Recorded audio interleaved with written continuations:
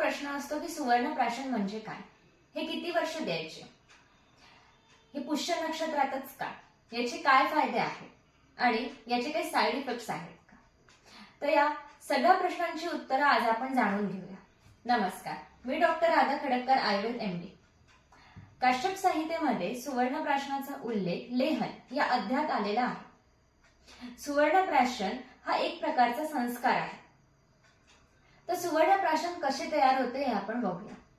सुवर्णप्राशन हे शास्त्रोक्त पद्धतीने अभिमंत्रित करून पुष्य नक्षत्राच्या दिवशी ब्रह्ममुहूर्तावर आपण आपल्या क्लिनिक मध्येच बनवतो. यात ब्राह्मी, वचा, शंखपुष्पी, अष्टमधू अशी विविध बुद्धिवर्धक आयुर्वेदिक औषधं आहेत. याच्या साहाय्याने आपण गायीचे तूप सिद्ध करतो. आता आयुर्वेदिक औषधांचे गुण तर असतातच, पण गायीच्या तुपाचे काय फायदे आहेत हे वेगळे सांगायला नको. आणि सगळ्यात महत्वाचं म्हणजे यात सुवर्ण भस्म आपण टाकतो. आता सुवर्ण भस्म याचे फायदे काय हे आपण जाणून घेऊया. हे उत्तम मेधावर्धक, बुद्धिवर्धक, इम्युनिटी म्हणजेच रोगप्रतिकार शक्ती वाढवतं, स्मरणशक्ती आणि एकाग्रता वाढवतं, शरीरातील तेज आणि बळ वाढवतं. हे आपण मधाबरोबर चाटण या स्वरूपात देतो. तर आता चाटणच का, कारण याचं ऍब्झॉर्प्शन लवकर होतं. मुळातच लहान मुलांची प्रकृती ही कफ प्रकृती असते आणि मध हे उत्तम कफशामक आहे. काश्यप संहितेमध्ये सुवर्णप्राशनाचा एक सुंदर श्लोक आलेला आहे. ते म्हणतात, सुवर्णप्राशनम हि एतत् मेधा अग्नि बलवर्धनम आयुष्यम मंगलम पुण्यम वृष्यम वर्णम ग्रहापहम मासाद परम मेधावी व्याधिर्भिनिच्च दृश्यते षडभिर्मासे हि श्रुतदर्ह सुवर्णप्राशनात भवे. याचा अर्थ हे उत्तम बुद्धिवर्धक, मेधावर्धक आहे. जाठराग्नी प्रदीप्त करते, म्हणजेच पाचन सुधारतं, भूक वाढवतं.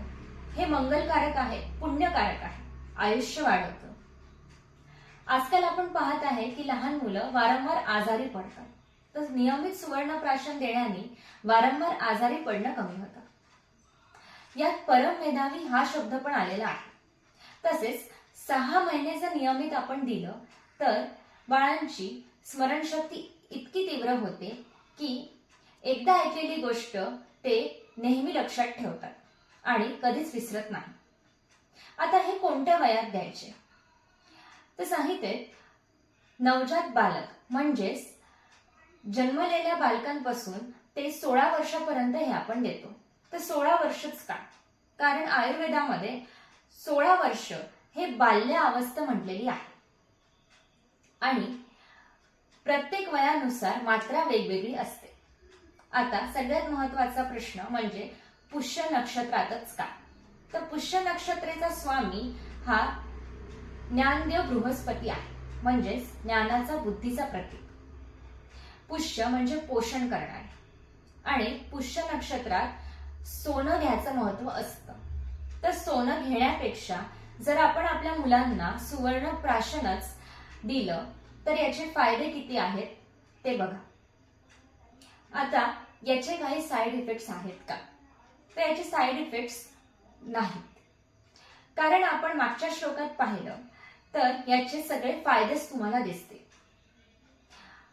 आणि नवजात बालक यापासून ते 16 वर्षापर्यंत देण्याचा उल्लेख आहे, म्हणजेच हे किती सेफ आहे हे आपण बघू शकता. आयुर्वेदिक वैद्याने तयार केलेले क्लिनिकमध्ये जर सुवर्णप्राशन दिले तर याचा नक्कीच फायदा होईल. मार्केटमध्ये आजकाल ड्रॉप फॉर्म मध्ये सुवर्णप्राशन देण्यात येत आहे, पण यात खरंच आयुर्वेदिक औषधं आहेत का, किंवा सुवर्ण भस्म किती प्रमाणात आहे किंवा आहे का, हे ठरवणं जरा अवघडच आहे. तर या सगळ्या प्रश्नांची उत्तरं तुम्हाला मिळाली आहे ही मी आशा करते. आणि नियमित तुमच्या बालकांना तुम्ही सुवर्णप्राशन द्याल ना,